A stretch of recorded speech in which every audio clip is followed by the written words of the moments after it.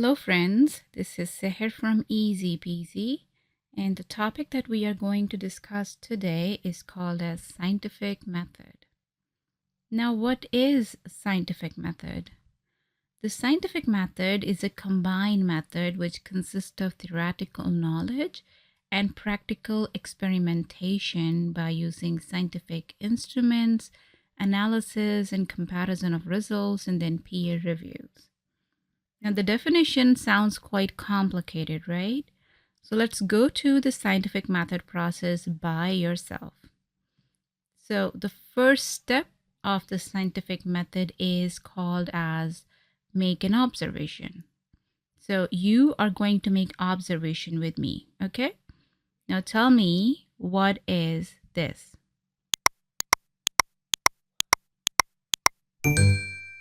Yes, that's right. It is sugar. The next step of scientific method after making observation is ask a question.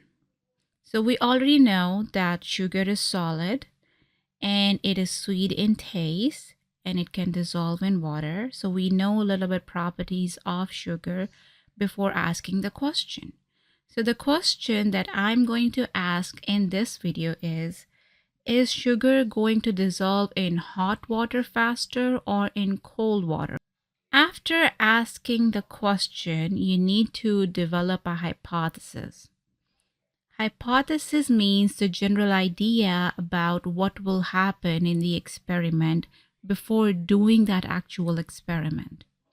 So in this case, my general idea is that sugar will dissolve quickly in hot water as compared to the cold water. So my hypothesis is if sugar is added to hot water, then it will dissolve faster than in cold water. After developing the hypothesis, we are actually going to perform that experiment. So the next step of scientific method is perform the experiment. So what we are going to do is we'll pour the same amount of water into 2 cups.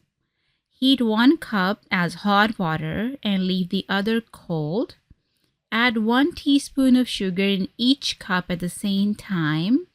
Stir both cups the same number of times. Measure how long it takes for the sugar to completely dissolve. So in this case, this is the hot water and this is the cold water. After doing the experiment, we are going to find the results. And the results are called as data. So what the data is that the sugar in the hot water dissolved in less time than the sugar in cold water. It means that the results of the experiment is supporting my hypothesis that I generated before the experiment. So at the end, the last point of the scientific method is make a conclusion. So with my experiment, my conclusion is the hypothesis is supported. Sugar dissolves faster in hot water because high temperature increases the particle movements. Okay, let's take another example. So this time, again, the first point of scientific method is make an observation. So tell me, what is this?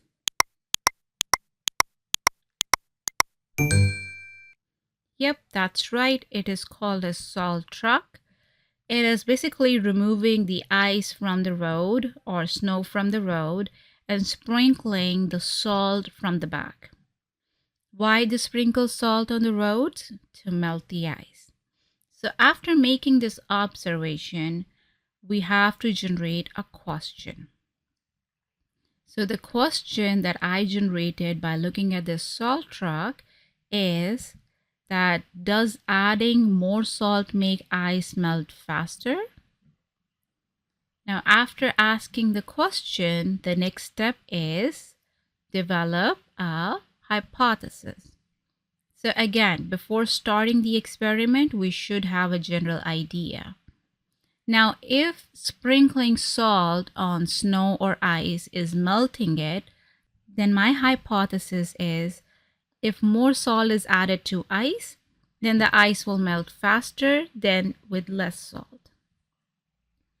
Now let's perform this experiment. So what we are going to do is we'll place 3 equal size ice cubes on a separate plate. I didn't find that picture, so I just put them in the same plate. Sprinkle a small amount of salt on the first ice cube. Sprinkle a large amount of salt on the second ice cube and leave the third ice cube with no salt as a control. Then observe how fast each ice cube melts. After that experiment, we will get some results. And the results are the ice cube with small amount of salt melt faster than the ice cube with a large amount of salt. Now this observation is contradicting with the hypothesis that I generated. So in the end, I will conclude that the hypothesis was not supported. Adding more salt did not make the ice melt faster. Too much salt slowed the melting process. So that's how I will just make a report about whatever I did, whatever I was thinking. So the whole process, step by step, in the same way, is gonna called as scientific method. So what are the steps of scientific method?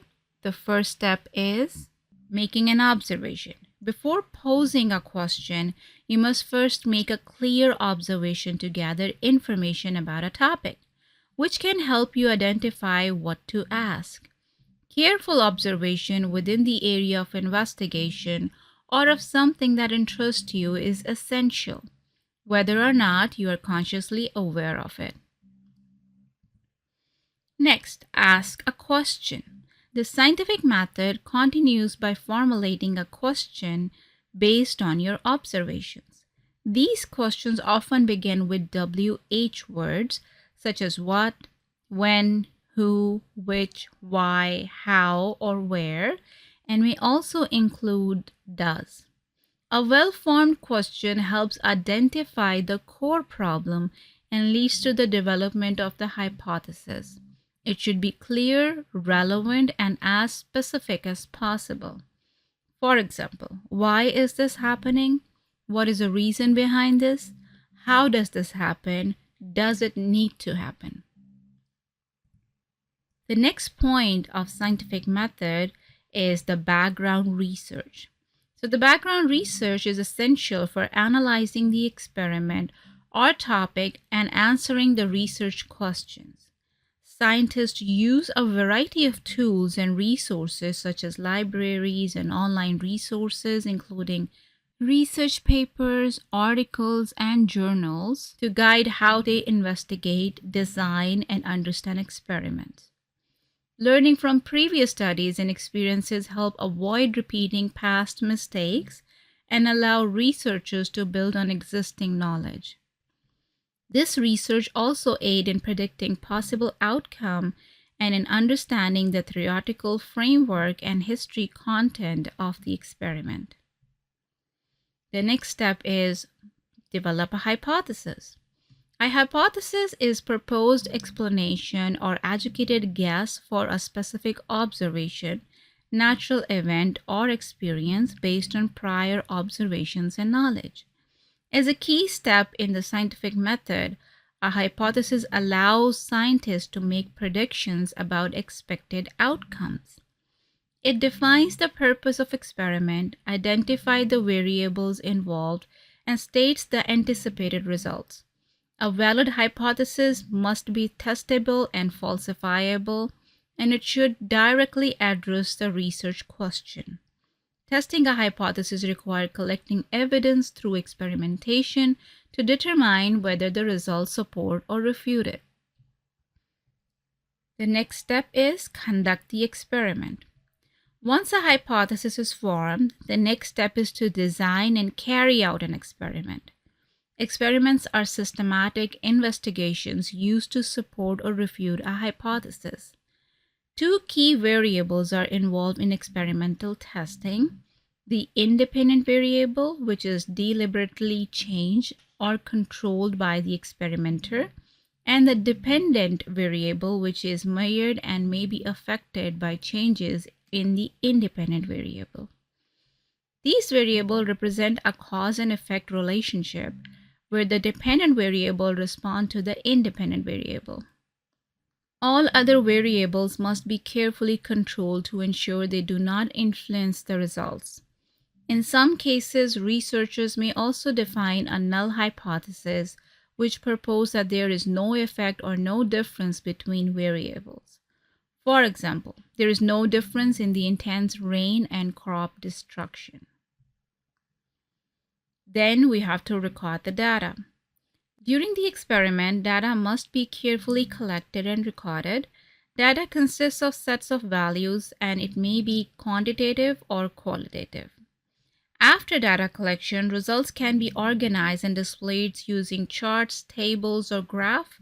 Once the data are represented visually, they can be analyzed and interpreted to determine their meaning and significance. The results may also be compared with findings from other experiments using visual or graphical methods. After that, we have to draw the conclusion. The conclusion summarizes whether the experimental results support or contradict the original prediction and hypothesis. Scientists analyze the result, and if the hypothesis is not supported, may develop a new hypothesis based on the collected data. At this stage, all findings are reviewed to interpret the outcome of the experiment. Key questions to consider include: did the experiment support or reject the hypothesis? Did the result confirm or disapprove the original prediction? Was there a strong relationship between the variables? Could the experimental design be improved? Are there additional questions that require further study? If the hypothesis is supported, the research may move forward. If it is not supported, the result should not be altered or manipulated. Instead, the data should be reported accurately, and the experiment may be repeated or refined to obtain clearer or more reliable results. So all these steps in the sequence-wise make a scientific method. That's it for now. Thank you very much for watching this video. If you like it, please subscribe this channel. Thank you. Bye for now.